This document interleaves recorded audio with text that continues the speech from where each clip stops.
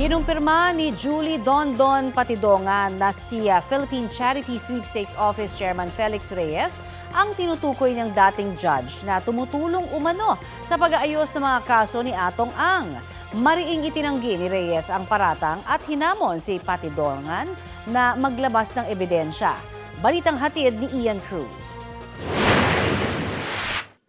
Sa panayam ng GMA Integrated News, kinumpirma ni Julie Dondon Patidongan alias Totoy kung sino ang dating judge na sinabi niyang tagalakad ng mga kaso ng negosyante at isabong tycoon Atong Ang. Si ex-judge na yan na chairman yan ng PCSO, siya talaga ang tagalakad. Si ex-judge, nabanggit mo, chairman siya? Yes, chairman siya ng PCSO ngayon. Yes. Ang kasalukuyang PCSO chairman ay ang retiradong judge na si Felix Reyes na naglabas ng pahayag para mariing pabulaanan ang aligasyon ni Patidongan.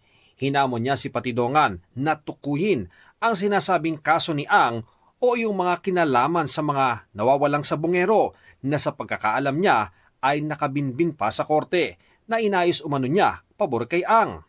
Kung hindi raw mapapatunayan ni Patidongan ang akusasyong case fixing, dapat daw manahimik ito. Pinuna rin ni Reyes na lumabas ang aligasyon ni Patidongan isang araw matapos siyang maghain ng aplikasyon para maging sunod na ombudsman.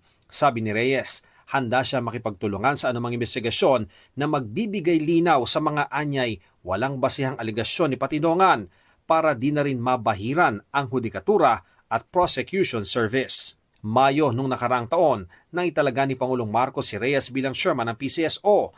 Bago yan, nagsilbi si Reyes bilang board member ng PCSO simula November 2022. Naging presiding judge o acting judge naman siya sa Regional Trial Courts ng Taguig, Lipa, Calamba at Marikina mula 2006 hanggang 2021. Nagpaliwanag naman si Patidongan kung bakit niya tinukoy si Reyes. Judge, pasensya ka na binanggit ko yung pangalan mo. Ito naman talaga ang totoo. Alam mo naman na ito si Mr. Atong Ang. Buhay ko na ang gusto niya mawala. Hindi lang buhay ko, buong pamilya ko gusto niyang ipapatay. Kaya ako, inililigtas ko lang yung sarili ko. Pasensya na kayo na nasabi ko yung mga pangalan nyo dito. Sinusubukan pa rin ng GMA Integrated News sa makuha ang panig ni Ang. Ian Cruz nagbabalita para sa GMA Integrated News.